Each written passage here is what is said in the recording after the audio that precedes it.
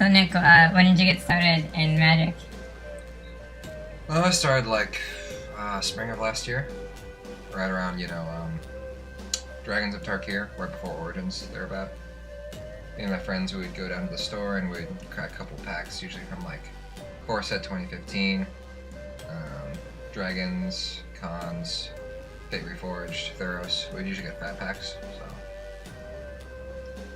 Yeah, you told me that you were opening packs and then you wouldn't buy any singles at all when you were playing. no, we wouldn't. Because for us, we were just like creating a card base, and for us, like every card was unique and interesting. So we had this kind of naive, wide-eyed view of things. Especially we would get fat packs, right? So back then, fat packs I think would have 3 or 4 sets. It would go all the way back to Theros, and it would have things from like Cons and Fate Reforged, and maybe even 2015. I forget exactly, but at least 3 different sets in it. So what we would do is we would just throw these cards together and make these little janky decks that are just all within our own little card pool, right? And, just have a couple beers, hang out, play some drinking games. It was really more of like a casual way to hang out more than it was anything else, so. So when did you get started into playing tournaments or get a little bit more serious about Magic? Battle for Zendikar. Well, that block, more specifically, Oath of the Gatewatch is when I started playing, probably right around when Oath of the Gatewatch came out, so I got a lot of tournaments in that set. What made you switch from casual to... Well, so I played up until Origins with my friends casually, and that was fun, but it kind of fell off the rails a little bit because one of our friends, he started, looking up stuff online, he started buying singles, he started buying tons and tons of packs, and other people followed him, and it created this deficit where it's no longer janky kitchen table Magic, it became standard, right? And so some of my friends who want to keep it casual, we all just broke up, right? That group just kind of failed because everyone wanted to get ahead. And a lot of people were, pouring tons of money into it, and it wasn't fun anymore. But, so yeah, I fell off around Origins, and I came back into around, Battle for Zendikar with the Gatewatch, because, well, I met you, and I started dating you, and you got me back into Magic. So, I played a little janky Sultai deck against you. I remember the first time we played, and you played a standard elf deck. Yeah, And it was Origins Black Standard Elves. Yeah, and it was pretty bad. So Black Green Elves. It was pretty good. you talked me into playing tournaments, so that's how I started playing, tournament circuit, FNM, stuff like that. And what would you say was the hardest part from transitioning from casual into tournament play? I was just nervous going into it. It was a new thing. It was like a structured tournament. I was going against people who played all the time, right? It was really just the emotion of being kind of nervous going into it. I just remember the first tournament I played. I remember the deck I played, right? It wasn't terrible, considering that it was like the first actual Friday Night Magic deck I ever made in a draft setting. It was my first time drafting too. But yeah, no, it just one of the first things that really struck me was I was just kind of nervous. Like I was going against really big people. If it was like a tournament structure, I felt like what actually did mattered now, as opposed to just having a couple of beers with my friends and having some laughs. So, I feel like there's all these rules I had to be super aware of now, I had to everything just felt so formal and standard, right? As opposed to casual and fun. When did it start getting easier to play in tournaments? That feeling went away pretty quickly.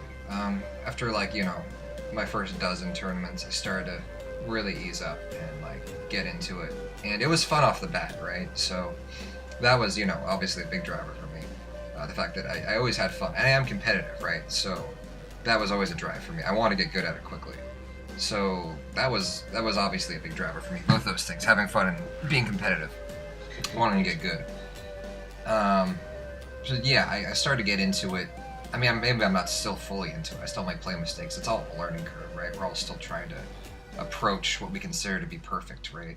Even the pros are at that stage. So it's just an upward curve, and I've been going up ever since I started. And when I got comfortable, I guess, after, like I said, my first dozen tournaments, but, I'm still learning. I'm still making mistakes. What was your first memorable moment? Good or bad? Probably first memorable moment. Well, I remember my first tournament, and that was some fun. I had a Jorian Rune Diver deck, blue-red spells, and I had a bunch of Oh my god, that black sucked. I had a bunch of you know, you play 2 spells, you draw a card. I forget exactly what it's called. And Dorian Rude Diver totally, or no, you play 2 spells, and the second one's really cheap. I had a bunch of that, and Dorian Rude Diver, I would draw a card for every second spell I cast for each turn. But maybe my first memorable moment was playing, you know, black, white, tribal allies, and I just had so much fun with this one combat trick that was +2/+0 regenerate. So I kept giving these guys these Eldrazi black creatures, the 3 drops, 3 2s. You'd pay 1 or you'd pay 2, I forget. You'd give them +1/+0 and menace until end of turn, and you'd swing in with them. And then people would always take the double blocks, and I would have tons of these common +2/+0 regenerate creatures, and I would just eat up their creatures like non-stop. And I remember I won a turn because of that. And that was probably my first like real memorable moment, I guess, in Magic. When would you say you got hooked? Entirely hooked. It's something that's fun for me to do, but you know, if I wasn't dating you and I didn't have friends at the store that I go to, if I wasn't felt like I was into the community at all. And where do you play? Game Castle in Mountain View. And We also play on the weekends. We play. We also play at Channel Fireball on Sundays usually. So yeah, if you take away all those factors, all the personable, social, community factors of being a Magic player, I probably wouldn't keep playing the way I am playing, right? Maybe FNM here and there. If I get one of my friends into it, you know, then I would do it more. But like I said, you know, there's a lot more into it than me just being hooked. I wouldn't say I'm really even hooked yet. I just have a lot of fun doing it. what was your most serious moment that you can recall? Like the most serious you've been about the game? When I was at the GP in Vegas, I remember I was really nervous at first. I flew all the way out there, you know, it felt like a whole ordeal. I was drinking and gambling the night before, which probably wasn't too smart. I feel like I was the only person in the GP who actually came to Vegas to enjoy Vegas outside of the GP. But that's neither here nor there. Some people have busy schedules. I shouldn't, you know, say anything about them. Anyways, yeah, no, I was nervous. And I wanted to do well, and I realized I just really wanted to do well, and I won my first 2 or 3 games in a row, and I was like, wow, I could really make it to day 2, and I never day 2'd before, and this is my second GP. And then, yeah, I lost, what, 3 games in a row? What block was it? It was Amonkhet. It was GP Vegas, it was Amonkhet, right? Yeah. There wasn't any other GP Vegases recently that had been around since I started playing. Anyways, yeah, I won my first 2 or 3 games, and I lost my next 3 games in a row, and I was like, wow, 1 more loss and I'm out, right? And I have to win 4 or 5 games in a row to get to day 2. And I was like, you know what, fuck it, I'm just determined to make this happen. And I won 1, I won 2, I won 3, I won I won 3 in a row. And I remember I was 5-3, and I needed to win my last game. And someone just had a deck that was really good against mine. He kept bouncing all my stuff, and I had a lot of enchantment removal. I had a lot of embalm, so, you know, destroy, instead of bounce, it was destroy, you know, this creature that was embalmed, right? I had the steal your creature enchantment, right?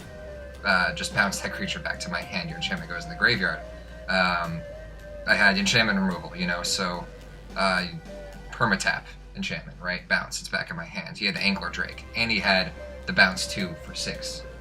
And so he would bounce his Drake, and then play his Drake, and then bounce one of my things, and get the removal enchantment off the Drake, and it would just be like a 3 for 2 or a 4 for 2, and I couldn't deal with it. But yeah, I mean, that GP was probably my most serious moment in Magic. So before we get into your more deeper strategies, what would you tell a player that's brand new to the game, getting into tournaments? Now that you're kind of been in it for a year or so, what would you tell a player that wants to transition from casual into tournament play? What would be the biggest? With your friends, you know, sometimes you get mutual misunderstandings about the rules, and that can cost you in tournaments, and it can create bad habits. So, you know, just make sure you brush up on the rules. Make sure you're very cognizant of the rules, and just make sure, you know your steps, you know how things work, you know ordering, you know priority. You know that what each ability does clearly, right? Outside of what you and your friends might think, just make sure you know it, right? That, and there's gonna be a learning curve, right? You can't help it. You're stepping up your play a little bit from casual to tournament, even if it's just Friday Night Magic, and that I consider that to be casual tournament. You're still stepping up your game, so just get used to having a learning curve for a little bit. You'll get there. It becomes fun. And what are some things you would focus on, like in the game, like that you wish you would have known before when you started playing versus now? Small stuff like when to play things. Like is just like small rules of thumb. Like when to play things, try to play your creatures on second main phase unless it helps you in your combat steps somehow, or unless there's some specific reason you should play something in your first main phase. Make sure to play your creatures in second main phase. Just a good rule of thumb, right? I didn't always know that. Why? Well, because you could have an instant speed removal spell. You could have instant speed combat tricks. You could have something on your combat phase that you might make it seem like you're hiding something. You have something in your hand, right? Right? And if you have the combat trick, then use it, right? If they don't block it and you don't use the combat trick, you don't have to use it. You can still play your creatures, right? But at least that way you can get damage in, right? So, yeah, stuff like that. Just small rules of thumb. Play instant speed things on their turn if you can help it. But also make sure you know exactly when to play it, because sometimes the effects are, you want to do it before they enter combat, before they, draw, before they untap.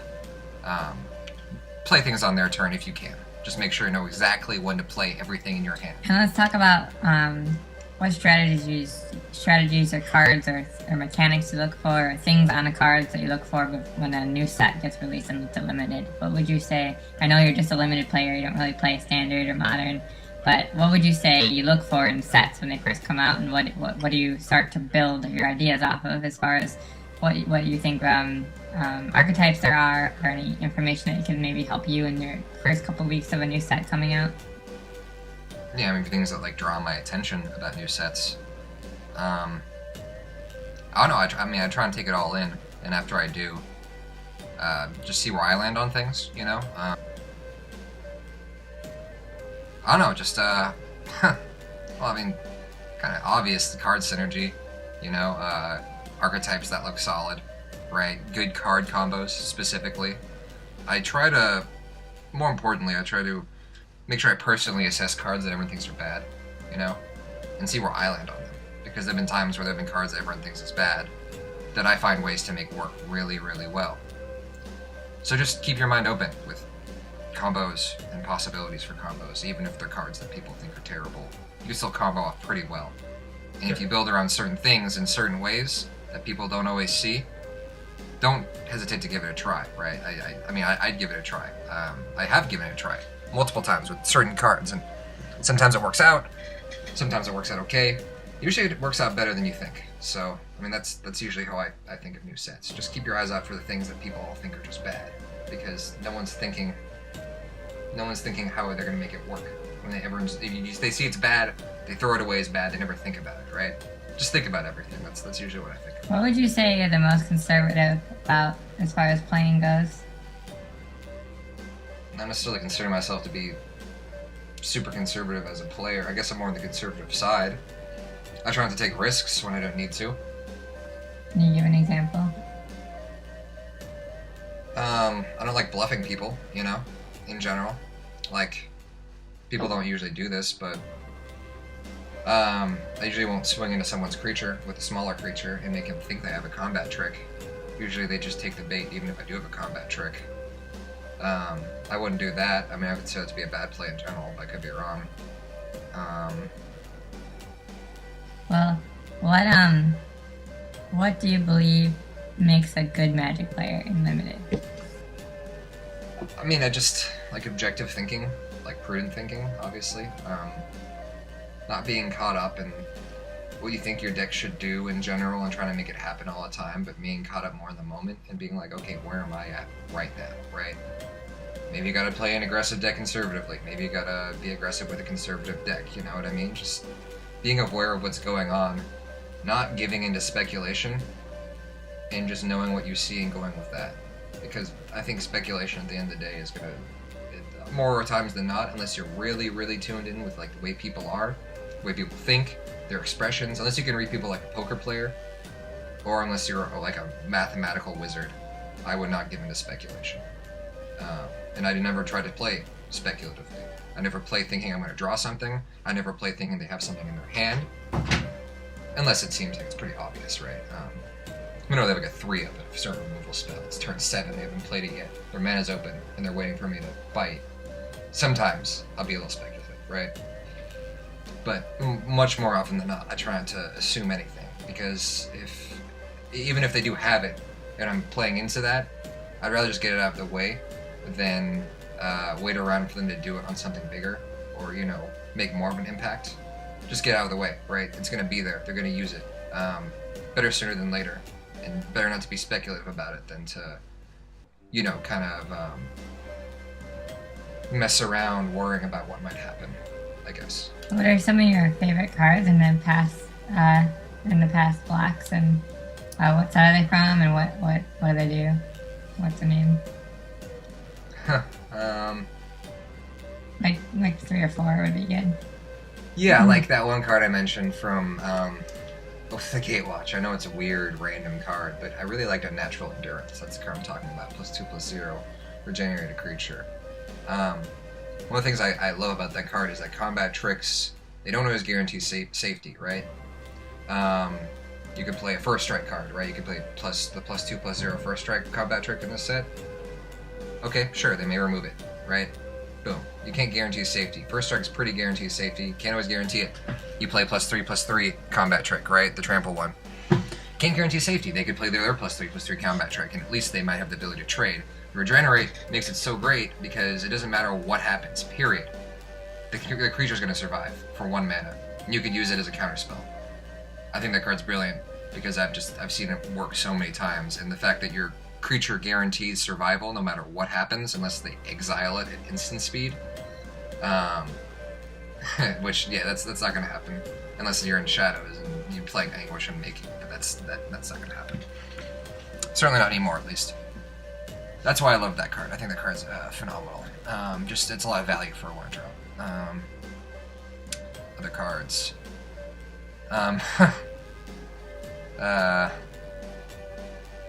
One card that I liked that I think was a really unpopular decision was the Ardar Express. And, What was it from? it was from Kaladesh. It was 8/5, 5-drop, vehicle, crew 4, I believe. And it had Menace. So what I liked about that card is, I really liked it in the archetype of this whole black-blue, black-white, black-blue-white potentially kind of artifact synergy with like the bat that gets +1/+0, the guy, the Death Toucher who gets +1/+0 and Death Touch, the 2/2 for 2, the 3/2 bug that you give lifelink to. I think it just works really well with the whole artifact synergy kind of archetype that existed in Kaladesh. And the way I would play that archetype is I'd leave the Death Toucher up, I'd leave the lifelinker up. People wouldn't want to swing into me, right? They would trade poorly. And if they did swing into me, then I'm just letting it through because they know that it's a good trade, right? Either way, my creatures are staying alive until I get that 5-drop out. I almost always guaranteed, have the 4 power to crew it, right? So the fact that it's Menace means it's almost going to always guaranteed be a 2-for-1 trade. And I was like, okay, guys, if it was just an 8/5 Menace without crew, people would go insane for that card. But the fact that the way that I built my deck, my archetype, basically meant it was the crew was completely negligible because I would almost always have the creatures out for it, and I would combo off really well with that card with another combat trick from that set, which was the +1/+0 gain life like an indestructible. So if I could get that combo off where I would swing into them with 8/5 Menace, and sometimes they'd even triple block just to make sure it dies, so I don't have to deal with it anymore. And I give it +1/+0 indestructible lifelink, I gain 9, and I remove at least 2 creatures. Or hey, even I just do 9 damage to face. Either I create an 18-point swing in life, or I get a 2 or 3 for 1. For 2 mana. And all it cost me was the crew and the swing. So I think that card's great if you can build around it properly, but it's I mean it's not always easy, and I understand why people don't like that card in general. One more card. One more card. This set is Ixalan. The card that I've probably built around the most in my decks in this set is the 3/2 4-drop, a blockable, and when it comes in the battle, you have to bounce a creature to your hand. Sculptor, yeah, that card's really good. Storm Sculptor. Yeah, it's really good with Water Trap Weaver, but yeah. I think it's better with cards other than Water Trap Weaver, personally, because Water Trap Weaver doesn't contribute to its ability to attack people. But it really depends on the deck you're going against, right? Like, if they have a lot of big creatures, Water Trap Weaver goes great with it, because you keep their creatures down for a turn, and being able to swing into them without them swinging back into you with big creatures is great. I think it works well with the Raid discard card creature. I think it goes well with Raid in general, because whatever Raid creature you just returned to your hand, you're going to guarantee to get the Raid 4 out next turn, and you'll have the mana to play it, because you had the mana to play it beforehand, unless you use treasures or something like that.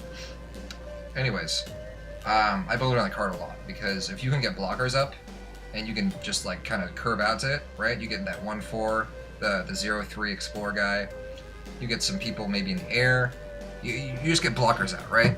And then you build up to that card, and it's a common, so it's not too hard to get, like 3 of. And you just have blockers up on the ground, and you have him swinging in every turn. 3 damage a turn is just phenomenal. It puts people on defensive so hard. And if you have the blockers up and they just can't get the damage in, and even if you just are chump blocking every turn and getting 3 damage in, you're still doing well. So I think that card's great. I think it's got a lot of potential, and I think people overlook it a lot. It's good. So let's move on a little bit to something a little bit different and limited. As far as Magic culture goes, what are some strengths and weaknesses that you've seen now that you're kind of a year and a half or so into playing, and you're kind of are adjusted to the culture a little bit more and the people that are in Magic? What are some things that pop out at you, or anything that you feel like is you don't like or you do like, or the culture in general? Just Well, I think my culture is going to be pretty specific to where I live to an extent in terms of the way people act and think. But yeah, sure. My experience in Magic culture. I guess I'll start with positives, right? People, they're usually pretty polite in general. Like, I've almost never seen anyone get too emotional and fly off the handle about something. The worst case scenario, they're just kind of dismissive and they walk away after they lose. Whatever. We all get upset, you know? I appreciate the amount of temperance that people have shown in Magic. That's respectable, right? No one gets too crazy about it. Even we all get pissed off sometimes. We all do. It's gonna happen. Let's see. Yeah, the politeness, the temperance, I think those are all positives. People around where I am, they're relatively sociable. Like, they'll talk to you about Magic stuff in general, and if they think that you're good, they'll definitely respect your opinion about things. The downsides, though, I guess, the negatives I've seen is I think people are kind of closed-minded about things. what in particular? What? Yeah, closed-minded about cards in general. I think they hear LSV make a case for why a card is bad, and then they just follow the tune of the piper, so to speak. They all just kind of dance to his tune. And while LSV is great, he makes great points, and I don't think I'd ever win an argument with the man. I think that not everything is so black and white as that, right? I think, someone, or maybe just generally it's accepted that cards aren't good, and no one even's making a point for it, right? Yeah, the limited resources for kind of the introduction to the set and when it comes out. So it really just is like a tool for which you are introducing yourself to the set. He does, and I mean, I'm not saying that that's not part of what I'm talking about. Him speaking on limited resources is a big thing. But I'm just saying in general, when a card is just generally accepted as bad, because other people say it's bad, or because an expert says it's bad, people just kind of accept it as being bad without giving it a try. And it also extends to modern and standard. I mean, if you try to play a card that is in any other format and it's not played in 80% of the meta, or it's not inside the meta somehow, or it's not A-OK by every other pro in the entire pro tour, then you're not able to play this card, and that's just not true. I've seen many cards be good, even though they're not backed by a pro standard. Exactly, So to speak. and people, I think they just look at the deck list, they look at what's written, they accept it for what it is, and then because they feel like they have this position that other people are taking, and they have arguments that other people have made, it's so much easier for them to poke holes or to put down any new ideas because they're borrowing all their ideas from people who are better at the game than they are, quite frankly, usually. So I mean, I get why people would do that. It makes sense, right? You hear a good argument, you want to stick by it. But I guess if we accepted, and we practiced more open thinking with cards in general, modern, standard, whatever, just give things a try. And I think if we all did that more, we would have a lot more deck lists out there that people would copy. There's something to be said, and everyone feels this when they start playing in tournaments. There's something to be said about creating your own kind of unique vantage point or viewpoint from the deck perspective of a deck, and kind of going along with it and improving its worth. I think that everyone aspires to want to build a deck that is extremely good or breaks the format or something. But in reality, it's not necessarily that it needs to break the format. You just need to make it about what you want to build, right? What suits you as a player, and what will make you happy at the end of the day and also be successful more so than somebody else's build, right? It's okay to have variance. It's totally a good point that I did not mention. That's totally true. And I think this applies across the board in all formats. Being true to yourself and doing what you think is right, whether it's drafting or modern or standard or whatever, I've had scenarios where people tell me, build this deck, don't build this deck, if I give them a sealed pool or if I bring them, my draft picks. And, I don't feel like I learned anything from that, and I always felt like I did worse because it doesn't click with how I am as a player, right? So, I mean, I think that even if cards may be better at this particular thing or that particular thing, maybe that's not what you're trying to do exactly. Maybe that's not how you are as a player. Maybe I think flowing with yourself is a lot more important than just doing what everyone else is telling you to do. And I'm not like a super big expert on it. I mean, I haven't been playing that long, but from what I've noticed, I personally do better when I do picks, or if I go with cards that I personally like or I think will work better than with just going with other people tell me to do. Hopefully Nick can join us next time, and we can discuss more things about limited. He's very much into limited, so that's good. He is the definition of limited. So if you have any questions, then just let us know.